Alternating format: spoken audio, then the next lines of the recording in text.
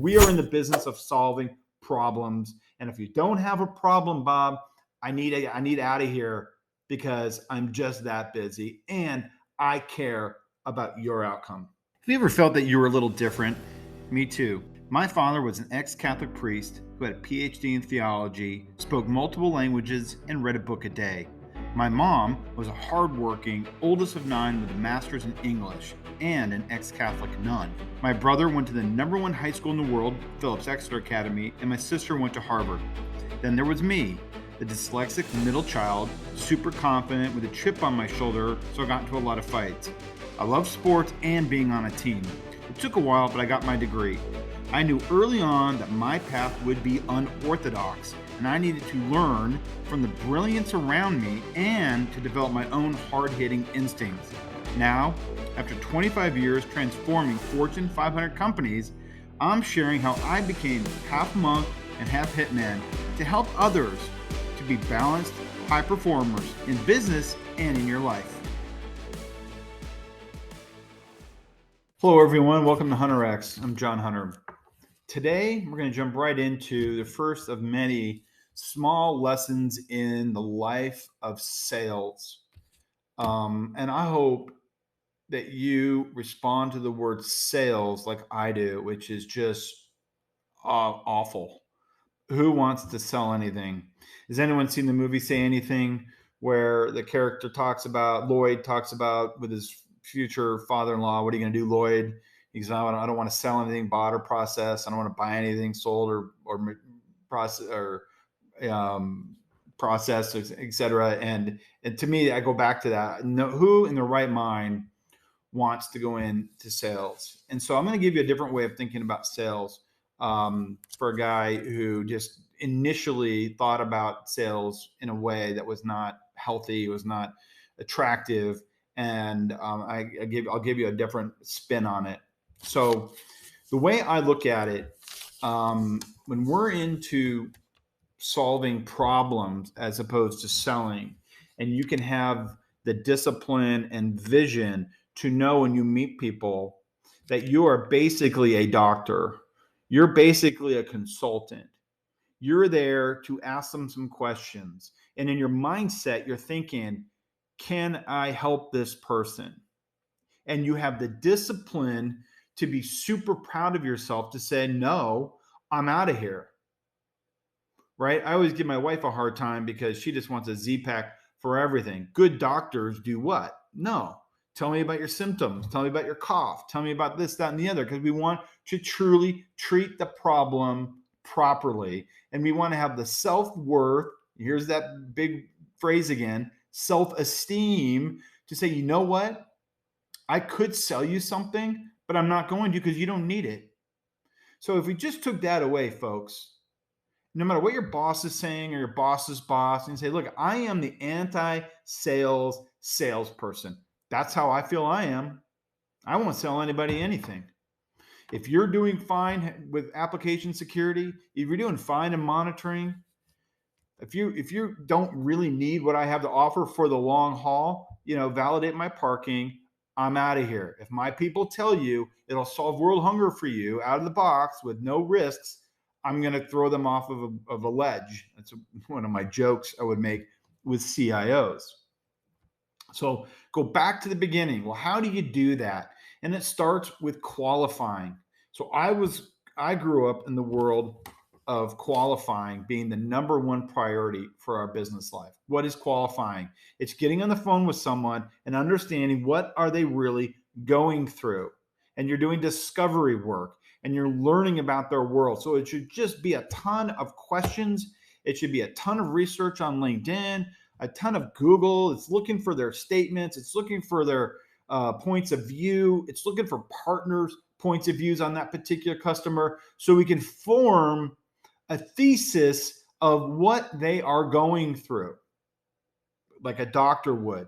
We're pulling their EKG. We're looking at x-rays. We're saying, I think this person doesn't need anything, just needs more sleep, drink more water, see you later. That's a great doctor. That's what we need to be. And there's ways to do this. There's ways to be really, really good And here's the deal. You got to be super disciplined, and you have to fight the urge to have fear enter into your discovery process. Plus, you have to resist the urge of your customer or your prospect dragging you into an engagement that isn't real. So let me give you a real life example. So when I grew up, remember, we're all in inside sales. We have no pipeline. We have no sales. Our boss is on our ass, and we're thinking, I have to get a pipeline opportunity. Wrong way of thinking. Eliminate it. In your mind, immediately, I want you to think, I am super busy. I have tons of pipeline. I have customers everywhere. And when you get that prospect on the phone, you're going through a so what doctor like discovery process. Let's just take server monitoring for a moment. For those of you who don't know, let's just say you have an IT server and it crashes all the time. It happens. I'm in that business. But you know what? There's a lot of detail around that makes it either a quality opportunity, a problem, a pain level statement, or not. So we were trained from Guru Ganesh at 23 years old to when that prospect gets on the phone. And here's the role play. John Hunter, this is Bob. My server went down. Server went down. Now, remember, I have no pipeline. I have no opportunities. My boss is on my ass. I'm probably on a board somewhere ranked number 37. So my initial gut instinct is I'm a loser. I suck. And I better get this guy as an opportunity. He gave me the in. He said a server went down. So I'm going to rush out there. I'm going to fill this guy with pre-sales engineers. I'm going to do a demo. I'm going to throw every piece of literature at him because I'm desperate for a sale. And that is, we've learned in Tommy Boy, when he lights the car on fire, that is lighting your opportunity on fire. Now, because we don't want to sell them anything, I want to solve a problem for him. So I'm super curious if, in fact, he has a problem that's worth my time, because efficacy and self-worth and self-esteem is important to me. So how do I respond? Hey, Bob, servers go down all the time.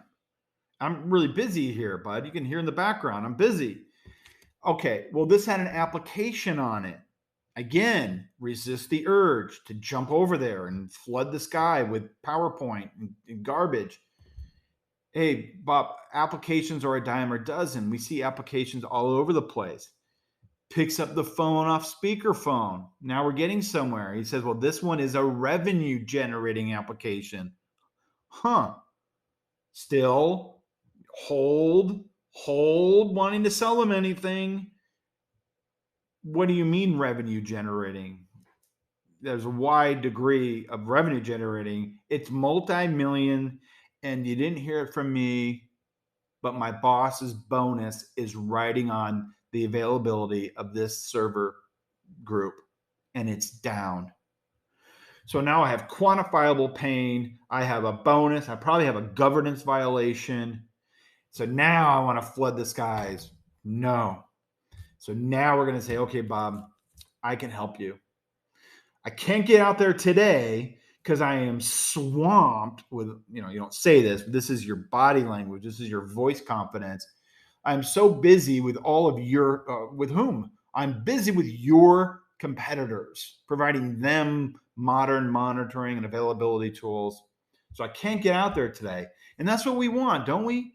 Don't we want when we go to buy a suit, or if we go personally go buy something and people push back on us a little bit, what does it make? It makes us want it more. It means it's consultative. It means it's high end. It's quality. It's rare. It's unique. It's in demand. You need to be in demand. You need to be providing quality. You need to have the discipline to shoot down your own sale in order to grow it. It's a reverse psychology effect of true problem solving, consultative selling, if that's what you want to call it. All I know is we're going to get out there on Friday. But even on Friday, Bob, I need you to bring a bunch of data with you. I need you to bring some financial information. I need the architectured information. And we're going to have, I don't need 30 minutes, all these bullshit 30-minute sessions. I need probably an hour and 20 minutes. And we're going to go through and map out this use case and this problem statement, because we want a win-win situation with you, because we are in the business of solving problems. And if you don't have a problem, Bob, I need out of here because I'm just that busy and I care about your outcome.